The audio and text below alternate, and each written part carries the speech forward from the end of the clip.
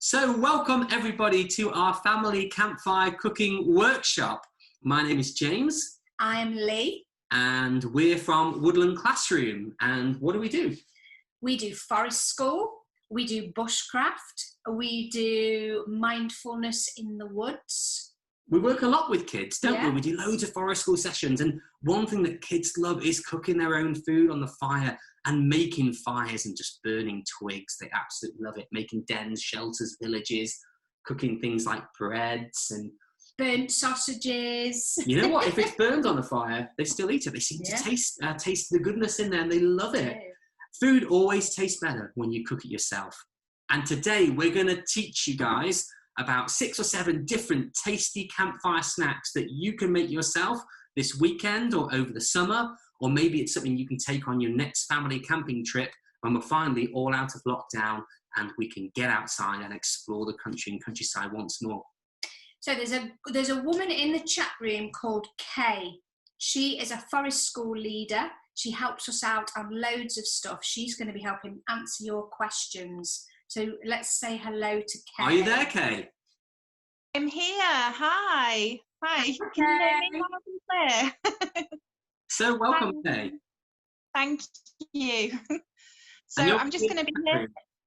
Yeah, I'll just be in the background. If anyone's got any questions, I will try and answer them. And if I don't know the answer, I'll try and point people in the right direction. So. Thanks, Kay. And if anyone has any questions for Kay or for us, pop it in the chat room. And at the end, when we do our question answer, we'll ask Kay what cool questions she's picked out from the kids about campfire cooking. Yeah, so think of 2 or 3 really good questions and save them, write them down, and we'll answer them at the end. Thanks, Kay. Thank you. So kids, there's a game we're going to play in the videos for you as well. We're going to ask you in the videos to rate what we're cooking on the tasty level or the yummy level from 1 to 10. 10 is just looks like awesome, tasty campfire food.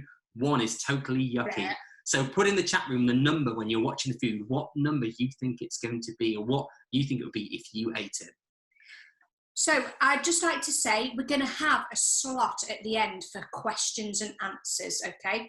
So feel free to ask questions as we go along, but we may not answer them because we want to really get through those videos so you get to see them all. So maybe save your questions till the end, unless it's really burning at the time. That's okay. There will be about 15 minutes at the end. So kids, are you ready for the first campfire cooking? We are going to be doing our alternative to marshmallows because we don't really cook marshmallows that much. We found out about something better. We've been using it for years in our forest school and kids love making them. So let's show you our first video and we're going to go outside to our bush tucker barn. And by the magic of the internet, we are outside. Here we are at the bush tucker barn. We've got a really good fire going. Our charcoal's getting nice and hot. So it's time to prepare some foods. Really glad you're here.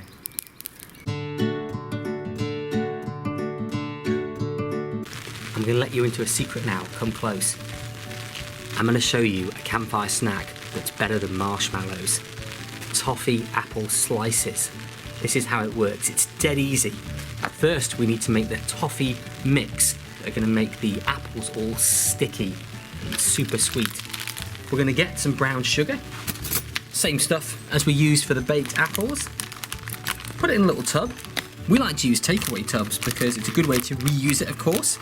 We want to reuse plastic wherever we can. And this is going to be our toffee sauce. The other thing about this snack that it has over marshmallows is that it's vegan. So everybody can enjoy it. No animal products at all. Get the sugar, chop it up a little bit. And if you want to, we can put those sweet spices in, a little bit of cinnamon, a little shake of nutmeg, and we're going to start to mix that around. That doesn't look like much like a sauce at the minute, does it? It's a bit dry. We're going to have to add something. We're going to add water. A little bit of water at a time. We don't want it to go too runny. What we want to do is for the sugar to start to dissolve into a thick syrup. I think we're getting a little bit of rain added into this toffee sauce tonight. Why not? Here we go. Do you see? It's still thick, and I only put a drop of water in. If you put too much in, it's too runny and it'll all fall off your apple. If it is too runny, just add a bit more sugar. That's looking good. All done. The toffee sauce is all done. Now it's time to make the apple slice. Any apples will do, of course. Careful with fingers, as always. Like a little wedge. There we go. All we need to do is put this on the stick.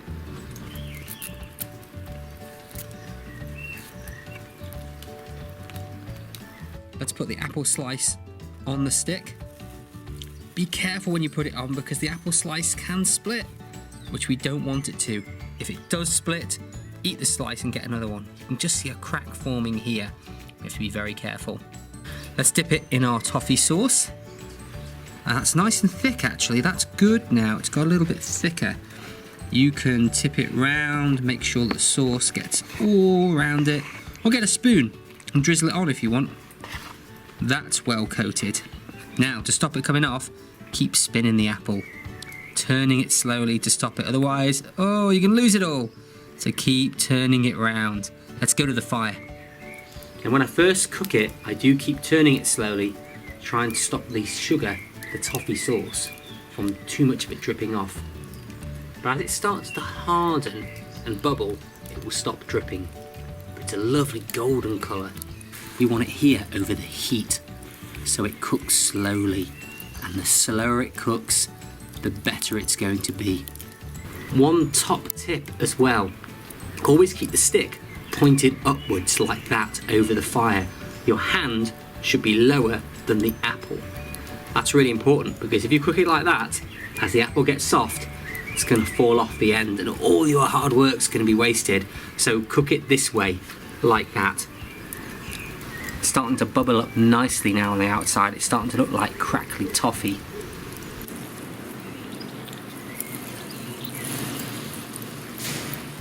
Look at this now, really golden, and the toffee is kind of crisped up on the outside. You can cook it for as long as you want to, it's up to you. If it's going black, it's probably a bit too long. Don't forget to give it a blow. Remember, we do this with marshmallows as well. Always give it a blow. Make sure it's cool. Sometimes I feel it with the back of my finger, just to check it's cool enough to put in my mouth, and that feels fine. Then we should try it. Oh, before I try it, how tasty is this going to be from 1 to 10? Put it in the chat room, what do you think? So good. Excuse me, I'm talking with my mouth full. It's really easy. We've got a whole load of apples here. We can keep making them all night. Much better than marshmallows.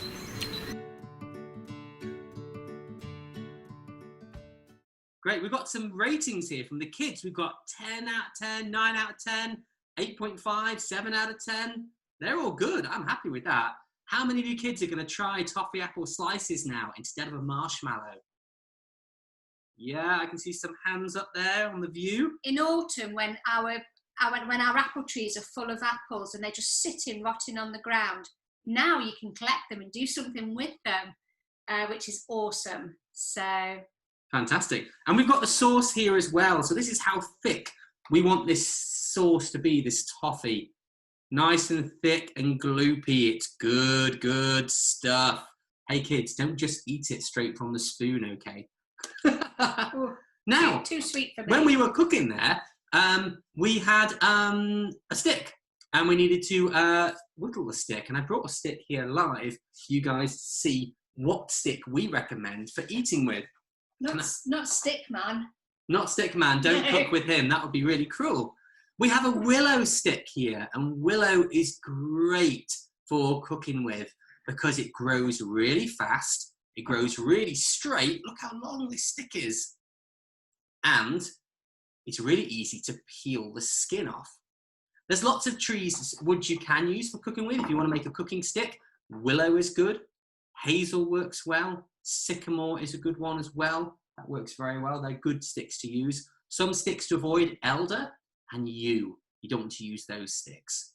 Okay, what we're going to do is I'm going to show you how to make your own stick with a sharp knife here. So I'm going to get up. I've got a sharp knife.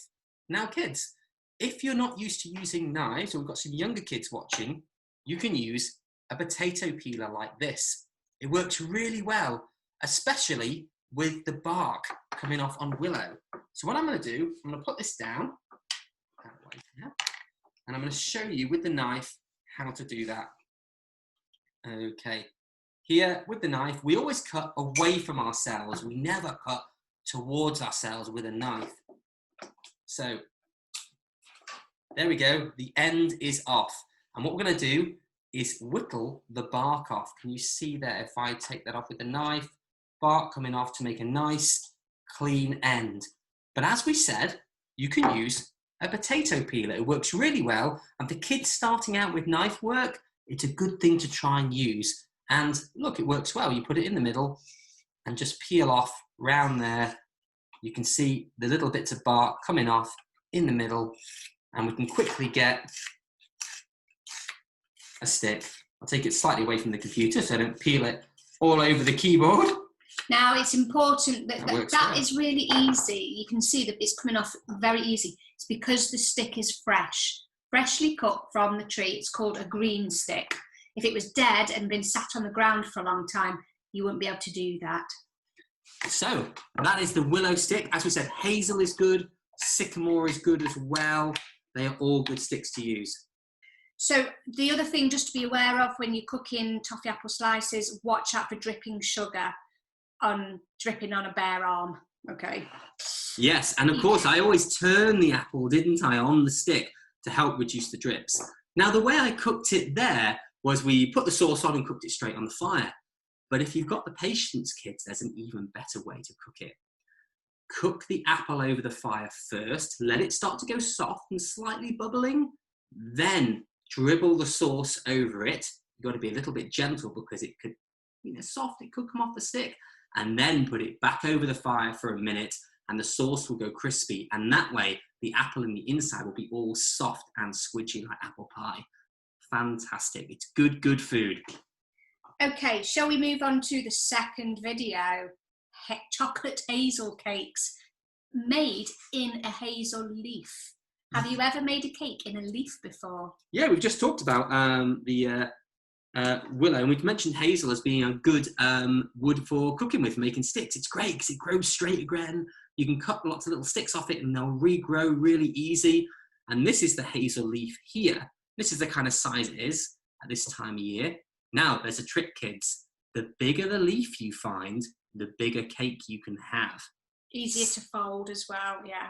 Big leaves, and at the end of the summer they're massive, so you can make massive ones. This is the hazel leaf here. In our video we'll get a closer look at the hazel leaf as well. So, who's ready for some hazel chocolate cakes? Let's go for the video. Let's do it. We've got a really good recipe here. Again, good for the environment, no foil needed. We're going to use nature itself to encase some chocolate cakes. Hazel chocolate cakes to be precise.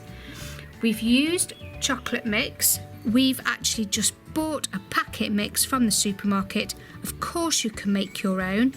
This one is a dairy free, but it does have egg in it. So if you want a vegan version, you can make your own cake mix. Pretty much any cake mix will do. You can certainly experiment with them. We are actually going to be using hazel leaves to cook the cake in. We can eat the leaf once it's cooked. The only thing we don't want to eat is the stalk because it's a bit like eating a twig, which isn't great. And because it's hazel, we're going to add a hazelnut to make it hazel chocolate cake. The trick is not to put too much in. So you want a dollop in the middle because this is going to rise. You know that cakes rise, so bear that in mind. Definitely no more than that. Then to make it extra special, we're going to put a hazelnut in. Obviously you don't have to, but that is definitely the best way to do it. First of all, I'm going to fold this end down. I'm going to just crease those bits slightly. look out for bugs. I'm not going to wrap it too tight because I want some room for expansion. So we're starting to fold it like a parcel. The last thing I want to do is fold over the stalk. I'm going to, again, just make a little crease. Fold that stalk over. Now as that sits in the hot pan, those folds will keep it together and folded. At the minute it would spring out, but what we want to do is put it in the pan that way round, and that will keep it flat and the leaf encasing the cake mix. Let's go to the fire. They've just gone in, not looking very impressive at the minute. They're quite flat. But now it's time to sit, relax by the fire and wait. Slowly but surely you'll start to see them rise, and you want to keep turning them. And we want to make sure that the fire's not too hot so they cook a bit slower. If you feel like they're cooking too quickly, move the coals about and reduce the heat. I'm just going to have a little look. That's too hot, that fire is. So I'm probably going to turn them, take this off, and just to rearrange the coals a little bit. I'm spreading out the coals now just to reduce the heat. That's a good demonstration actually of how to manage your fire. And you learn, the more you do this, the more you learn what sort of heat you need and how to get that perfect heat to cook whatever it is you're cooking. The more you do it, the more you learn. Now the packet mix tells you to put them in the oven at 200 degrees for 40 minutes or whatever. Obviously we can't do that when we're at the campfire, and I'm not a woman of exact science, measurements and timings. I judge it on patting it with my tongs and feeling when there's that firmness, when you can feel like a sponge cake is done. And again, experience. There's been plenty of times we've opened them up and they're still a little bit gooey. That's okay, it's no problem.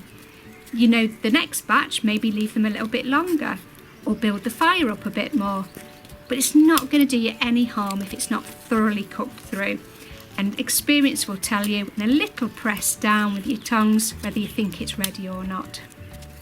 So we've made another 4 while these finish cooking. I've just put these to the edge just to let the heat cook them through. These have puffed up straight away. So I've pushed down on these. They feel firm enough, so I'm going to take them out and let them cool down on a plate.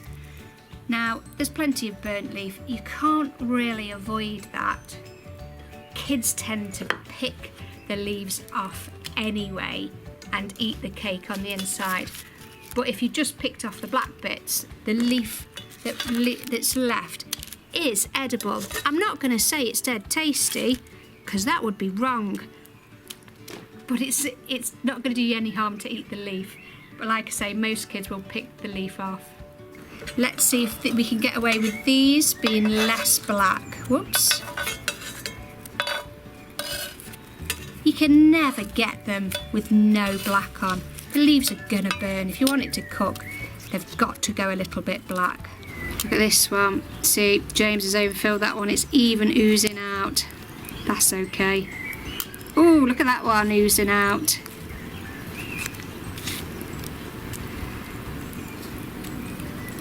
James always overfills them. Oh, it's going to be a sticky treat, that one. Let's give it a go. Oh, but let's find... Oh, here we go, here we go. You can see inside. Oh, look at that. That bit's not too black. I'm going to eat the whole of that. There's the nut. There's nothing gooey about that. It looks perfectly cooked to me.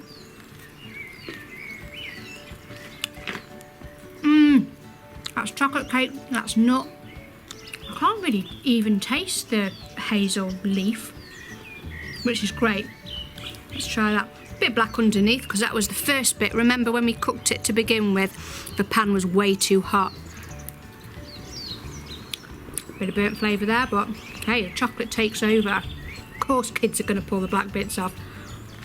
Kids can be extra fussy. I'm not. That's good.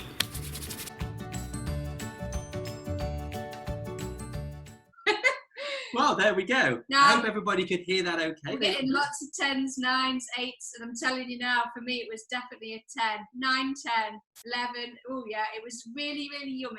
And you'd be surprised, actually, that the leaf doesn't really taste of anything. You're not using any foil or anything in your cooking, so it's all from nature rather than something that won't biodegrade and sit on the planet forever and ever. I've got a question for the kids. How many kids put a yes or a no in the chat room if you would eat the leaf or whether you would peel it off? Lots of kids take ages to peel off the leaf, and some just go, what would you do? No way, someone said. Yes, I would eat it. Yeah, lots of yeses. It's totally fine to eat the hazel leaf. Nothing harmful in it at all. Don't eat the stalk. The stalk tastes like a twig. Now, cake mixes. Whoops. Oh, the spoon's just fallen in the mix. When you buy a cake mix, or often when you buy it to make it in the oven, it comes out a bit sloppy. When you make it to the instructions, it comes out a bit sloppier because it's supposed to sit in a cup. We want it to sit in the leaf, so it needs to be a bit firmer. So you can kind of see how thick this is here. So what you might need to do when you make your mix is to add a little bit of extra self-raising flour or flour to it, just to make it a bit stiffer, or add in a little bit less water, just add in a bit at a time, because you want it to sit and not just run out of the leaf. Oh, I've got chocolate on my fingers. I didn't actually. It was thick enough without me adding any flour. I guess it depends which mix you buy, but that's a tip. Oh, I've lost the spoon now. Oh, it's gone now. It's completely disappeared in the cake mix. You can, of course, not do it the lazy way like I do and make a proper cake mix yourself from scratch, but I'm just a packet person, I'm afraid. But it's a great way to cook and no tin foil needed at all. Really good. Now, the hazelnut comes from the hazel tree, of course, and you can get hazelnut in a lot of chocolate. If your kids like Nutella, that's made with hazelnuts. So maybe you could make a Nutella cake mix and put that in. And of course, if you don't have nuts, you can always leave the nut out, or maybe put something different in the middle. It's totally up to you. So it's past. Shall we move on to the next? Well, we've done a couple of sweet things. It's time to do something that can be sweet, can be savoury. We're going to go on to damper bread. We're going to do some dough making. We're going to make damper bread. And damper is something that originated in Australia. And it's something that they used out on the trail and took out with them. It can be a very simple form of bread to cook on the campfire. And we're going to make the dough now in the studio. So what we're going to do, we're going to use a bowl. And the damper bread can be as simple as some flour, some water. Let's put this here where you can see. And a bit of baking powder. Yeah, that looks good. Everybody can see what we're looking at here. But we're going to make it a little bit more sweet. Because if it's just flour and water, it's a bit bland, really. So we're going to make it a little bit like we make scones, okay? So what you're going to need for this, kids, is some flour. We've got some self-raising flour here, okay? So we're going to pop that in. How much you need depends on how many of you are going to eat the bread. The quantities aren't as important here. The measurements aren't as important. What's important is not putting too much water in so it goes too sloppy. You can always add a bit more flour, a bit more water as needed, and you'll see why in a second. So here's the flour in the bowl. Self-raising flour or plain flour with some baking powder. Next, to make it a little bit sweet, we're going to put some sugar in. Just a spoonful of sugar. Helps the damper bread go down, as they say. A spoonful of sugar, like that, just to sweeten up the dough. You don't need to put it in, but for this sweet version, it works well, and that's what we've cooked in the video. Now, I like to put a little bit of spread in. We're going to use some vegan spread, but butter, of course, will work. You might need to melt it down a little bit first, just so it mixes in a bit better. And this is just to make it a little rich. This has been at room temperature, so it's nice and sloppy. Let's put a little bit of that in. I'm dairy free, so I use vegan spread. Yeah. But any butter. Great. And using milk instead of water. Yeah, we're going to use milk in it for the mix. You don't have to use milk, you could use water. If you wanted to make a trail mix, you make in advance and then head out on the trail with for camping. You could do it with flour, sugar, a little pinch of salt, and you could mix that all together, maybe with some dry powdered milk, and then you get water out on the trail and mix it together, and that way all the dry ingredients are already done. So we'll mix this around a bit first. Kids love mixing stuff and making cakes, don't they? Here we go, mix it around, and then what's important is that we add a drop of milk at a time. Ooh, flour all over the screen.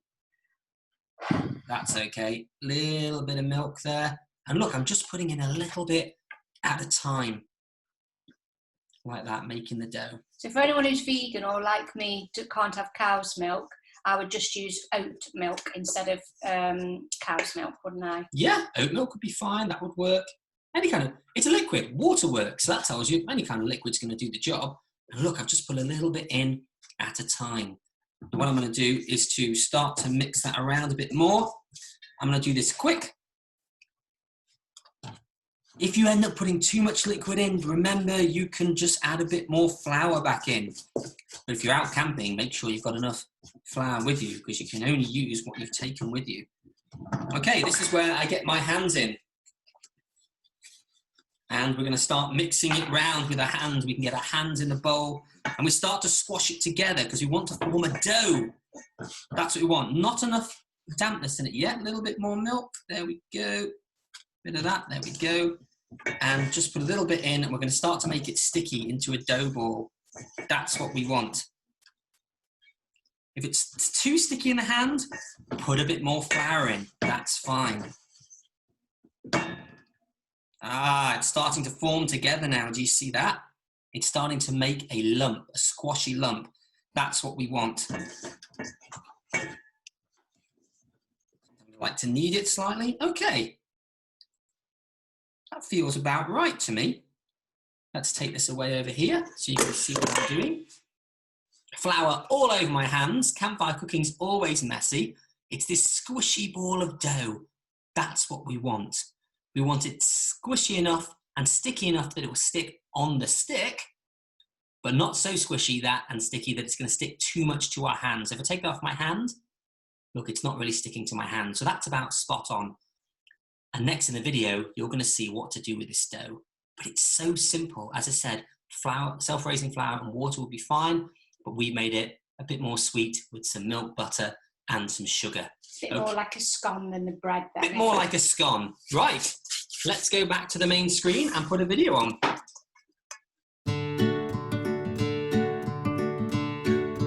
So we've seen how to make the damper bread dough, and here it is. Kept it under a damp cloth just to stop it from drying out. Easy to make a damp cloth today, in between the bouts of rain. But there we go, some nice dough. And it's a little bit sticky, a little bit squidgy. It's not coming apart in my hands, that's good. Because if it's sticky, it means it'll clutch and cling to the stick. So, I like to act a bit like a pizza chef here. Slam it up and down.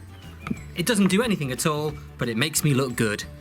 Let's get a ball of this damper dough off. Take a little ball. In fact, I'm going to have a little less than that, actually. The thinner it is, the quicker it will take to cook. What we're going to do, we're going to roll it into a ball. You can have a bit of fun. Slam it down. I can't get that. Like There a we pizza go. chef. And again, slam it down. Roll it into a ball, like this. Give it a squish. Don't handle it too much, otherwise it will really dry out. And then, on a nice dry board, start to roll it. Remember, the thinner it is, the quicker it will cook. You can use 2 hands, look at that. How long can you make your snake? There's a challenge for the kids. There's a snake, as we call it. Here's a stick of willow. Remember, the willow sticks for the damper bread should be thicker than they are for the toffee apple slices, because this is going to go right over the fire for a longer time, so we don't want it to burn through. This is the trick. Put your thumb on the bottom of it, twist it round, like that, slightly pulling it, only a little bit, ever so slightly, and then on the end. Tuck it onto the tip, isn't it? Tuck it onto the tip. The tip doesn't need to be super sharp, it's just to stick it on. Sometimes I give it a little squash just to make sure it's got good contact there. But that's great. Some people call it a snake, I call it a twist. That is ready to cook. And because it goes all the way around the stick, we'll be able to turn it and cook all sides of the bread. Let's get to the fire.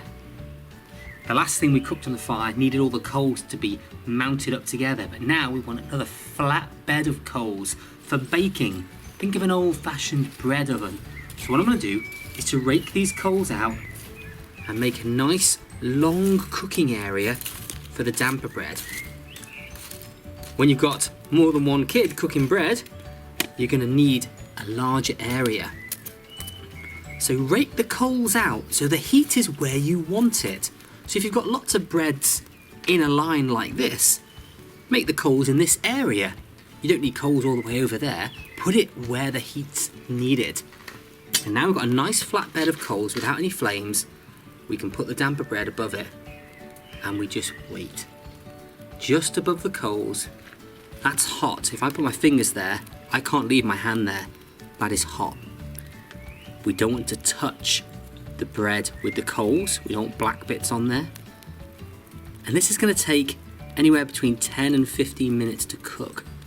Don't think you can rush it by putting it closer to the fire, having a much hotter fire. Take your time. Bread takes time to bake. That makes it nice and fluffy inside.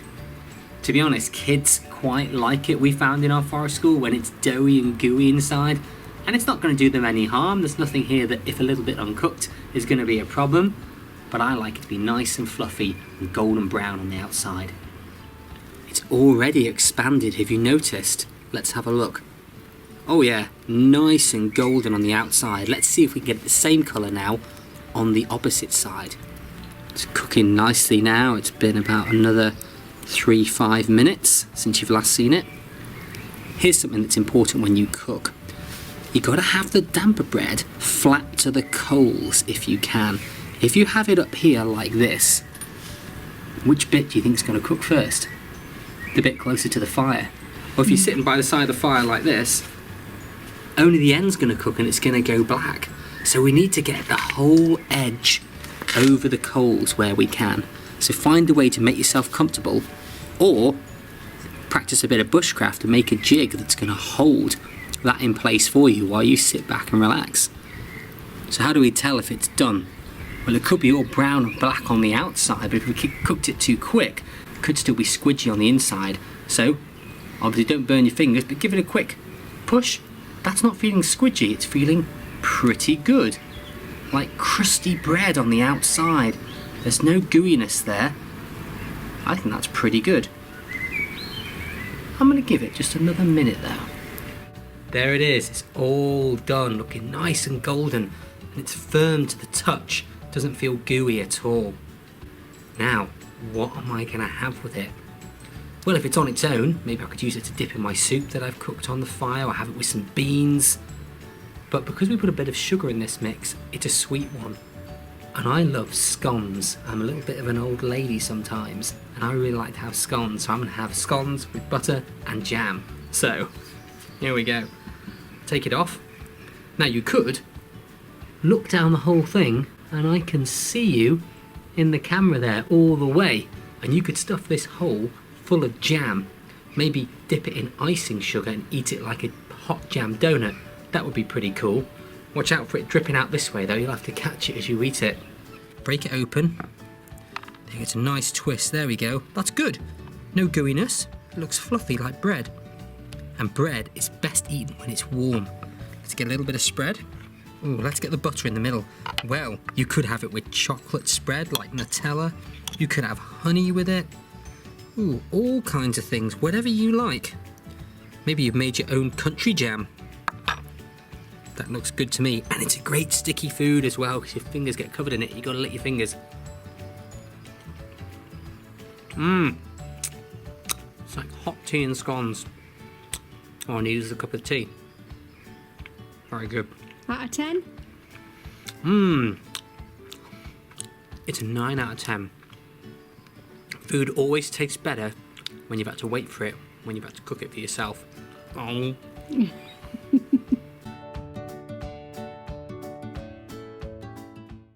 Okay, lots of great comments from people there. I heard We've got a 10,000 out of 10, and we've got a 20,000 out of 10. Wow. Somebody mentioned they have it with cinnamon and raisins. That sounds good. Nice. And that's the thing is, with this bread, you can change it up. You can change the filling. You could put the raisins in the dough and cook it. You could crush up nuts or seeds and put that in the dough. Once you've got the basic dough, you can just get creative then. My favourite is making garlic bread, but we've gone past the wild garlic season. But wild garlic chopped up in the dough, awesome. And then make some garlic butter. Ooh. Absolutely. That sounds good. So that's the damper bread. And with the stick, as you mentioned, just have a slightly thicker stick, maybe as thick as your finger, because it's going to be over the fire for longer. And there's more chance it can set on fire and burn if it's too thin. So use a thicker and a fresh stick, because it's got water in it. It's like millions. Wow. Thanks, Phoebe and Jonah. Thanks very much. Right, we're gonna move swiftly on, because time is racing. As you can probably tell, he's the sweet tooth, I'm the savoury. So this one's my favourite. Pizza wraps. I call them Campfire Calzones.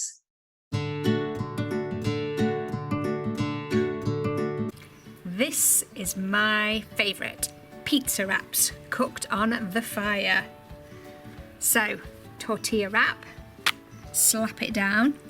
First thing we want to put on is the passata. Now, you only want to put it on half the wrap and not right to the edge, because I like to try and get the two edges to almost stick together. Okay, so trick is with these wraps, we don't want to overload them. Okay, the good thing about this is kids get to choose their own toppings. So you want to pre-fry onions, peppers, mushrooms. I've chopped up some olives. You could have pepperoni, you could have ham and pineapple, sweet corn, whatever you like. Okay, so now I'm going to pour on some fried onion. What would I have on my pizza? And of course you don't want to overload this at this point. What are you putting on there? Here's some nice tasty mushrooms. Now, we do tend to do this a lot with kids, and they just want cheese and tomato. And that's okay. But me and James will be having it all. Tell us in the chat room, kids, what your favourite pizza topping is. Okay, some peppers. Yeah, so kids, what would you put on yours? You could do anything. There we go. Now this one's for you, isn't it, James? So you won't have olives. No, I'm not a fan of olives, but I do like herbs. Let's get some of those in. Ooh, some mixed herbs, Italian style. Spinach is nice in these as well, isn't it? It is. Crack black pepper? I don't mind if I do, actually. Thank you. Okay, why not? And it makes you look Italian, you see. There's something missing though, isn't there? It won't be pizza without cheese. Of course it won't.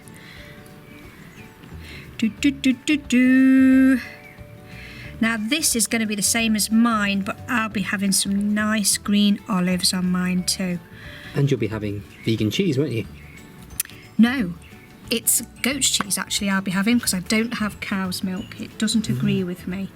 But vegan cheese, you can get the mozzarella style, and it's really, really good. I'm very happy with that. Okay, next, we want to fold it over. Almost press down those edges, and then that's ready to cook. And it doesn't take much cooking at all. You don't want it much fatter than that, otherwise it'll all start spilling out. It's about as fat as you want it. So rather than overload it, have two and put less filling in. This is almost ready to turn over. It doesn't take long. Yes, that's ready. I like to press the edges down to keep it sealed.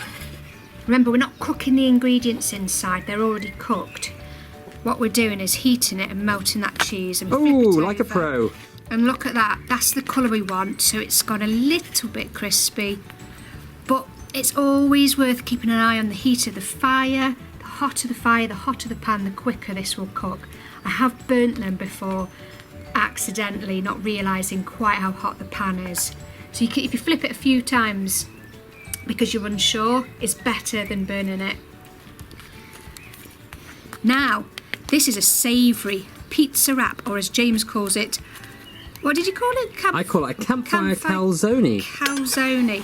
You could make this sweet with some Nutella, sliced banana, syrup.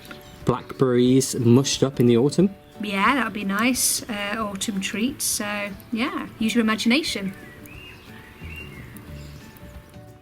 Okay, kids, what do you think? From 1 to 10, is it going to be a 10? Taste sensation. Let's have a look. Ooh. Lots of gooey, tasty things. Look at that. Ooh, look at that. Right, taste test. But first of all... Who needs a pizza oven?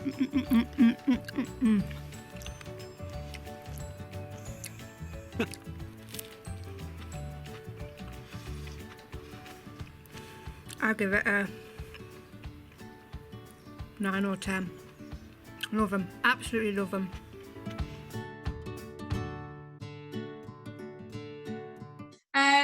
So we asked kids what they would like it to see on their pizza. We'd had garlic chicken, which sounds great. Sweet corn and red peppers. Sweet corn and red peppers. Casper says cheese is amazing. Cheese is amazing. And David says that his dad has a special pizza sauce, which is a secret. So I wonder what's in there. Oh, I don't like it when it's a secret. It sounds great. Maybe you could email us and we'll keep it a secret too. Pesto, yeah. Cheese and tomato. Kids do, majority of the time, like just the classic cheese and tomato. And all the adults at our forest school will have all the toppings. But having pineapple and all sorts, yeah. We're going to go to a family now. We're going to go meet Chris and Patrick. They're going to show us their campfire they've got in the back garden. So, Chris, are you there to show off your campfire? It looks dead good. Hello. Say hello. Hello. Okay. Do you want to show them our fire and tell them what we've been cooking? Yeah, I've been cooking this. There we go. So in true dad style, we've been cooking for an absolute storm. So we've got ingredients absolutely everywhere, all over the garden. And we've been cooking the apples, haven't we? And the bread. And sitting out by the fire like we like doing, don't we? Yeah. So it's been really, really fun and really, really good. I think it's probably the first time that we've done bread that it's not caught fire or something. So every day is a learning, isn't it? Yeah. Got a nice raised fire there, Chris, we can see. So whatever you use, I mean, that looks like a really, really posh, all singing, all dancing fire bowl. But you can use all kinds of things. We've seen people use the drums from old washing machines and raise them up on bricks and use that to have a little cooking fire with a bit of a grill on top. That works fine. There's loads of different ways you can make a campfire in the back garden. The key thing is to raise it off the ground. If you've got a patio area, obviously that's one of the safest places to do it. But even when you have it on the grass raised off the ground, and we have a fire tray. In our fire tray, we put sand in it, and that helps regulate the heat there on the bottom of the metal. But also, when you get clever with campfire cooking, you can start cooking things in the sand and the ashes. But that's a lesson for another time. Thank you, Chris. That's awesome. Chris said he bought the campfire set up for his son. We know different. Patrick will benefit from it, but it's a daddy gift, I think. Oh, thank you, Chris. Thanks for sharing that. Thank you, Patrick. Okay. What we got next? Let's go for it. So our next food is going to be, what should we do? Baked apple. Baked apple is another good one. So if you like the toffee apple slice, take a look at this one here. Let's get that up for everybody now.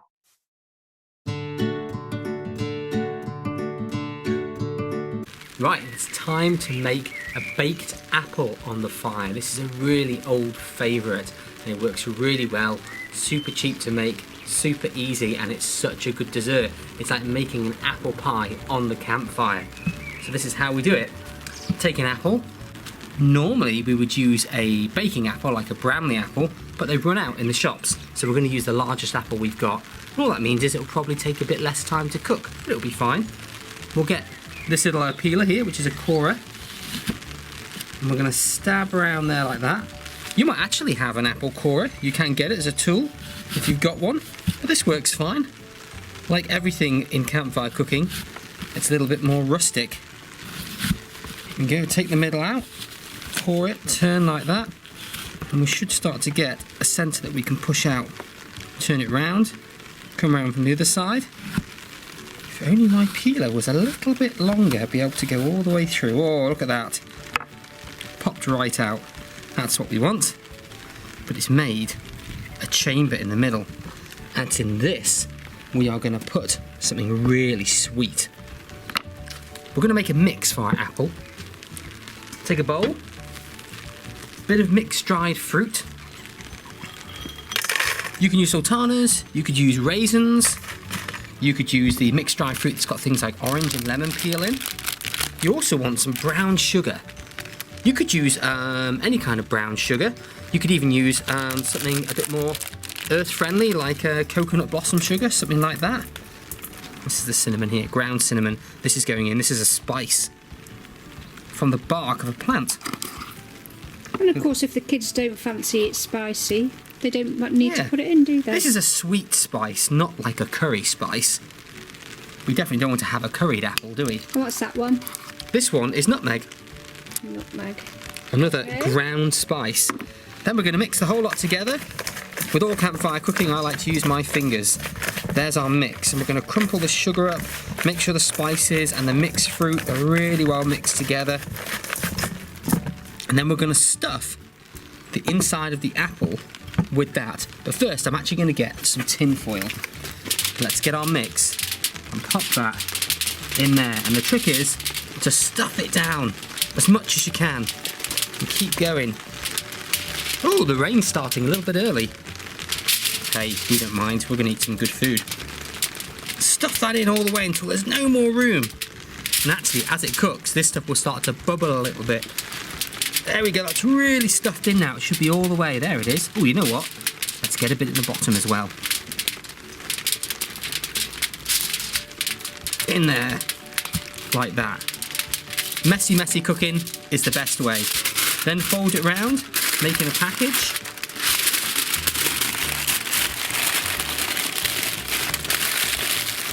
Round that way, really seal it round like a little ball, and that's ready. Here's the baked apple ready to go. I can feel there's the soft bit there, that's where the stuffing is, and we've got a good bed of charcoal now. It's been going a while. I'm going to rake this out. You want a nice bed of coals. Imagine it's like a barbecue. I don't want to put it where the flames are, but I do want to cook it for a long time. And what I'm going to do, I'm going to put it at the edge of the fire, because I'm going to do other cooking here. And these will take longer, which is why I've done these first. They'll take a bit longer, and every now and then, I'm going to turn this round. And at some point, we'll feel it. If it feels a little bit soft, obviously being careful, maybe with gloves, because the foil will be hot, it's going to be ready to go, and it's all going to get soft and gooey inside. Looking forward to seeing that. Let's give the apple a turn. It's probably cooked a little bit on that side.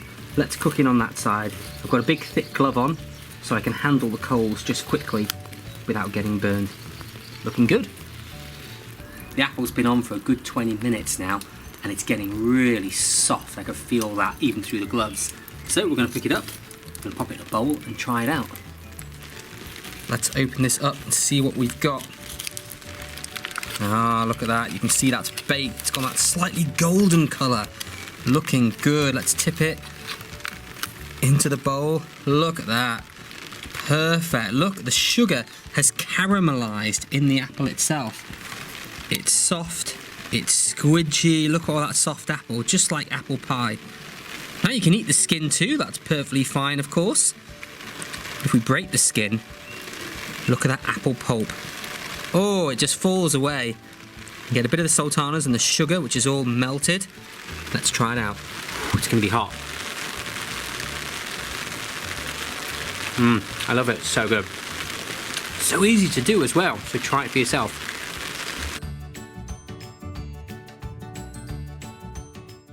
Sally says 7 out of 10. Heather says wow. And William and Isaac gave it 1,000,000 out of 10. So that is taking the toffee apple to the extreme and making a big baked apple. Really good stuff. Yeah, I'm a low number. I'm not into sweet stuff. I'm the pizza wraps and the savoury popcorn, which is the next video.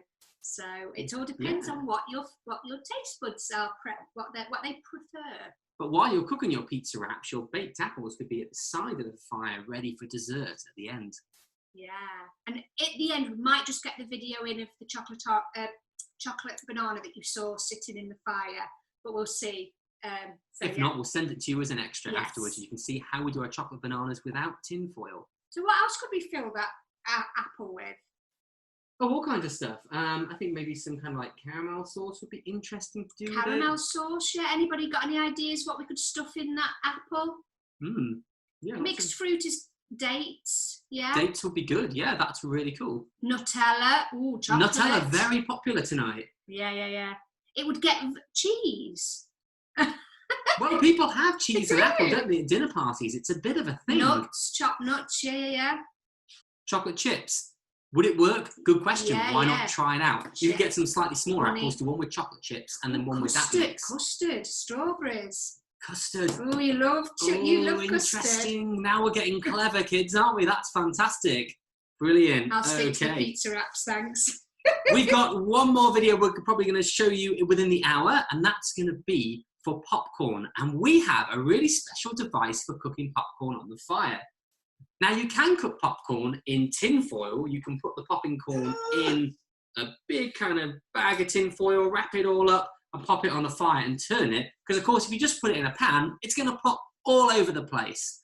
But we use this, our Popcorn Maker 3000. And it's so easy to make. You know what? When we've done festivals and events, people have said, oh, can I buy one of those? We could have sold 1,000 of them. But that's not the point. You can make your own. It's much more fun. It's just a couple of sieves. And as you can see, the sieve has been bent over on the handle there. So parents, grandparents, watch this here. So the sieve bent over there with on a simple hinge or a nut and attached to a handle.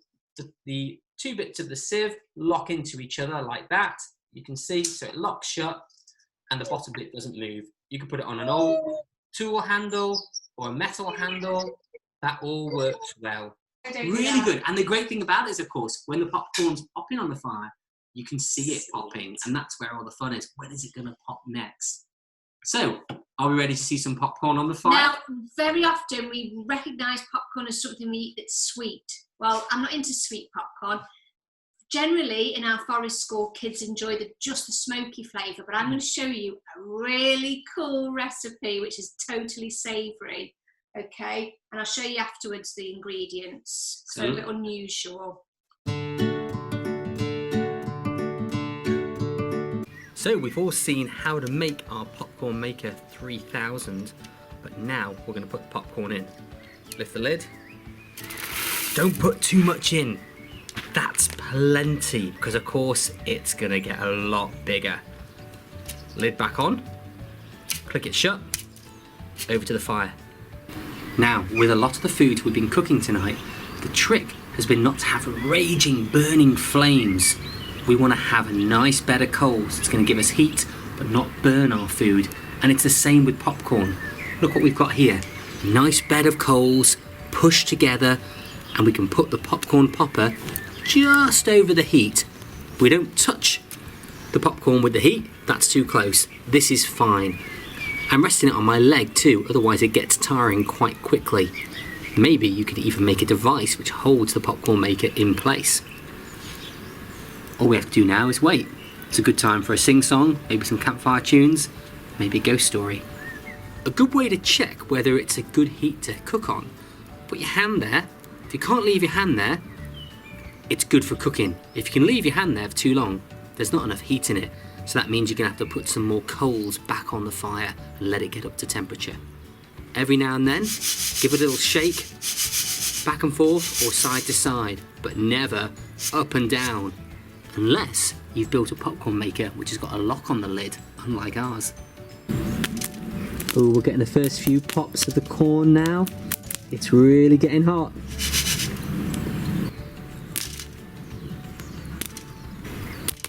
Ooh, popping nicely now.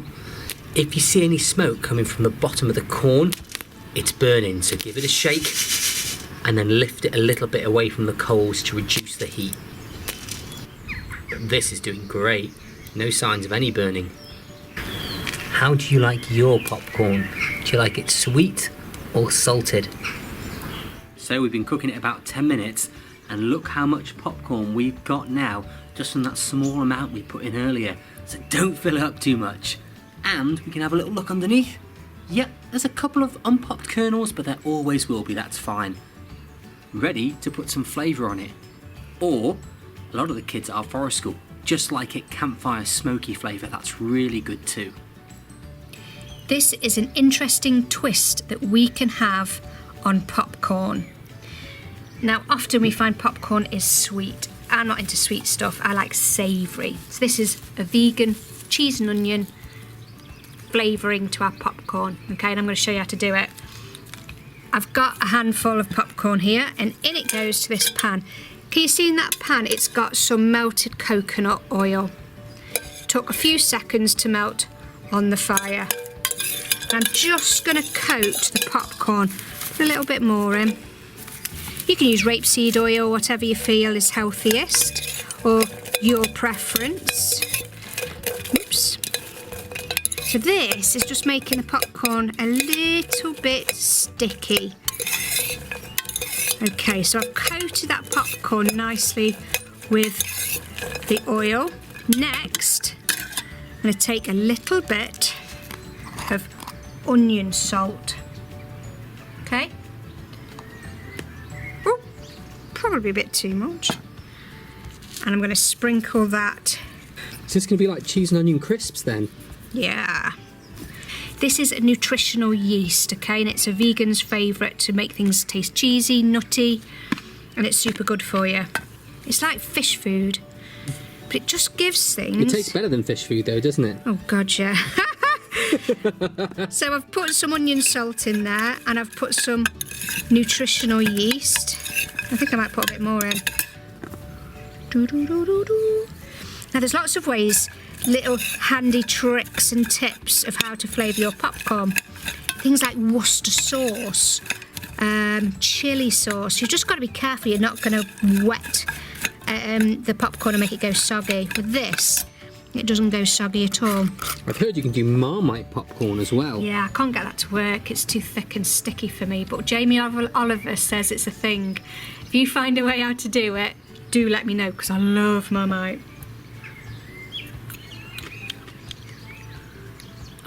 Now that is the popcorn I like. Never mind sticking sugar on it. Yeah. Oh my God. Yeah. So kids, how tasty is cheese and onion popcorn from 1 to 10? What do you think? Well, I'm giving it a 10. That's really, really good. That's the best I've ever done it.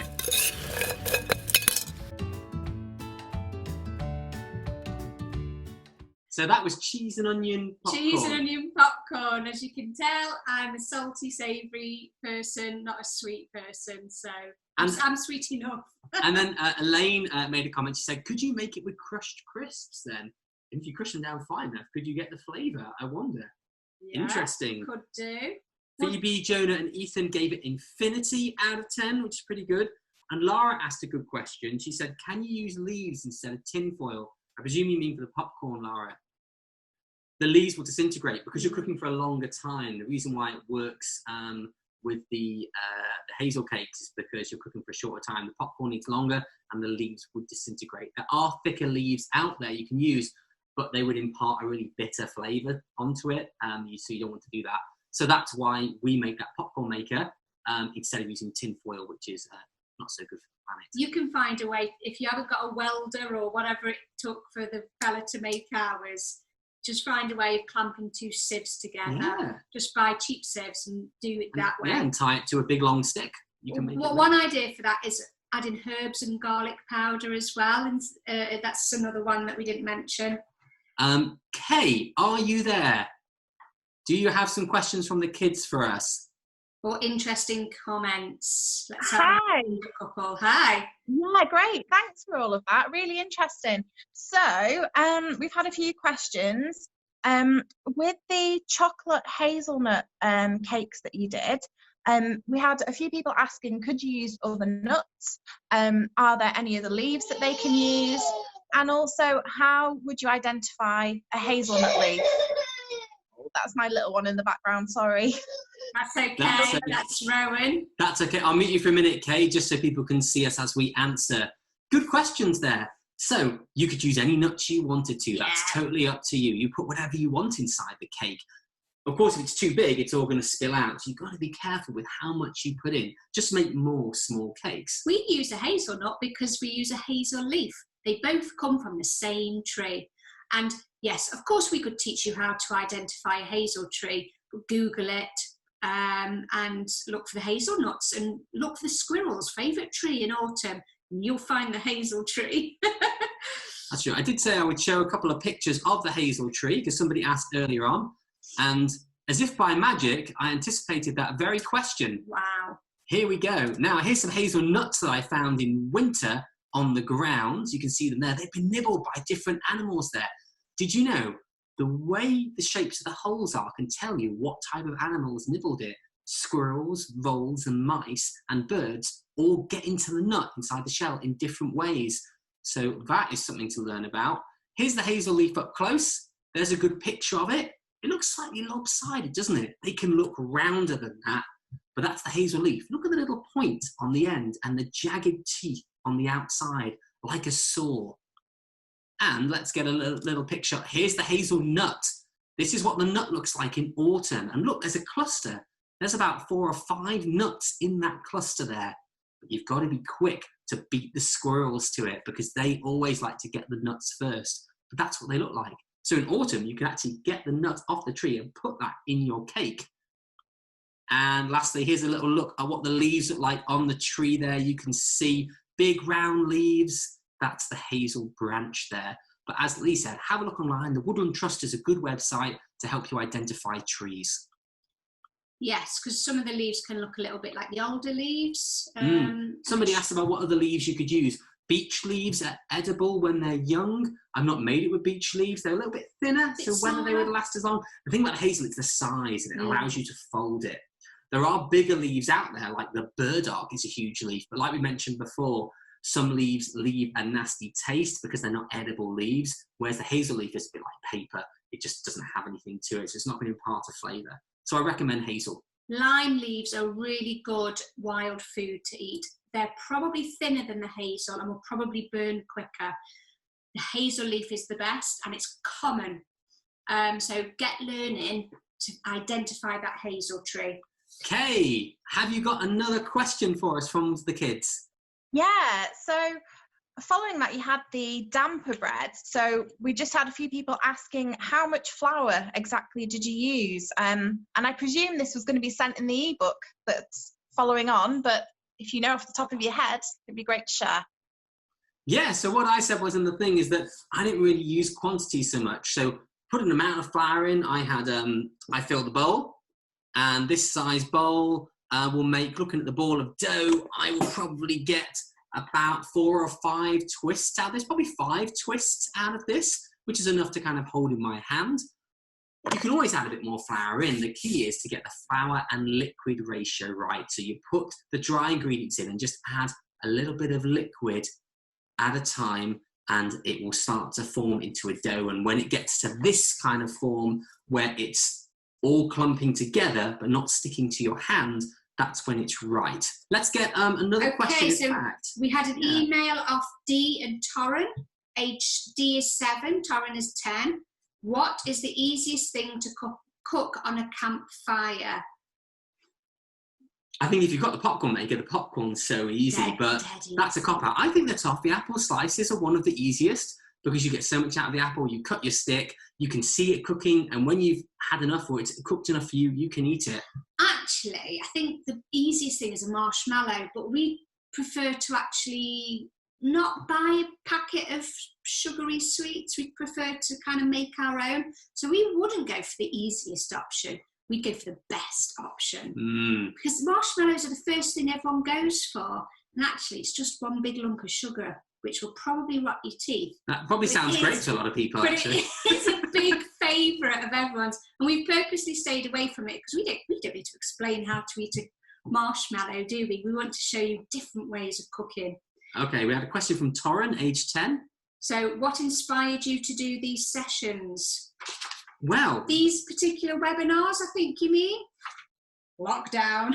Yeah, you know, I'm wanting to reach out to lots of people and reach out to the kids that we work with. I wonder if there's any kids that are watching that have been to our forest school before, and to be able to reach as many people as we can and share some campfire cooking, because those people who've got a garden have really been enjoying the garden. We've seen it on Spring Watch, Gardener's World, in the newspaper, the media, people talking about enjoying their gardens and their local space. And what a great way to use your garden, by campfire cooking outside. But if Torren means what made us want to be forest school leaders, we'll tell you it's our love of nature. It's our love of wildlife. It's a love of our green space around us, because we belong to that green space. We don't belong in houses and in buildings and in cities. We are most at home in the woods, sat with all lovely people like you over the campfire. James sometimes plays his mandolin, and it's just the most beautiful place in the world, and we love it. So if you haven't ever been to a forest school before, check out in your area where you might find one, and do go and get cracking, or even with your family, get a fire pit in your garden. You will love it, because we do, and everyone who comes on our sessions love it too. Well, I don't think I can really say it better than that, really. Well, sorry. That's fine. I totally took over then. That's fine. Yes, somebody's asking, will we be doing another one of these? I suppose so, in some form. Hopefully, next time we can actually be outside with a campfire. That would be really good, wouldn't it? So there'll be more stuff. But we will be sending everybody the ebook as soon as we can get it done. I think people might like just to see some recommended books. If you were to go out and buy a book, these are what we think we would recommend to you. Good, good. So the first book we recommend, if you are into the foraging, particularly in wild foods that we haven't covered so much, is this one, Foraging with Kids by Adele Nosdar. And we'll put this in a later email to everybody in case you didn't get a chance to write it down. It's good, lots of nice stuff in there. You know what, it's good for adults, not just for kids. This is a great book to get you all started with foraging. If you want a book which has lots of more campfire cooking ideas in it, you can get this one, Cook Wild. This is a good book to get loads of ideas in here, lots of good pictures by Suzanne Fisher-Rissell. I might have said her name wrong there. Again, we'll send you the link. Loads of good pictures in here. Look at this bread, large loaves on the fire.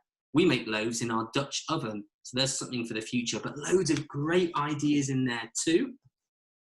Another book we recommend, lots of campfire cooking this, but also just loads of great forest school activities like bushcraft and games that kids can play outdoors. It's called Forest School Adventure by Dan and Naomi, who are forest school leaders in Shropshire. Loads of good stuff in there, really recommend it. There's a lot of outdoor activity books out there. This is one of the best ones. Last one, parents. If you want something for yourself in campfire cooking, I recommend this one. This is written for adults, really. Campfire Cooking by Tim Gent, who goes on all kinds of canoeing adventures all over Scotland, and there's Western Isles there. And there's loads of great recipes in here and lots of tips of how to manage the campfire, where to light campfire, where not to, how to be smart when you're wild camping. This will really inspire you to get out when we finish lockdown and do some wild camping and cooking for yourself. So loads of great resources there, and we'll send you more there as well. Thank you everybody for watching, and we really hope you're going to do some campfire cooking. We'd love to see your pictures of anything you've cooked. Send them to us at Woodland Classroom. We'd love to see it. Or if you've got any burning questions that we haven't answered, drop us a line and we'll do our best to answer them over the next week or so. And if we do run another one of these, do bear in mind that I am due to have a baby in about a week and a half's time. So June is out for us, but in July we're going to be running another wild food webinar and possibly another forest school style thing. We'll see what happens. I might have I should have a teeny weeny baby strapped to me at that one. But also we have our Patreon page where you can actually learn with us all about nature. Links will be given to you. And our YouTube channel has got a brilliant video on it on how to light campfires with kids. It covers all the safety issues, everything you might need. We've got one about making a little tripod to cook a tin of beans on. How to use an axe safely with kids for chopping wood. Yeah. We'll send you the links to it. Sarah, the channel is called Woodland Classroom. Yeah. Everything's called Woodland Classroom with us. Look for the fox and Woodland Classroom. Thank you, kids, for watching and learning with us. I hope you do some great cooking. Bye to all of you. Thank Thanks so much. you. Have a great weekend. Stay safe. Thank you. Bye-bye. Bye.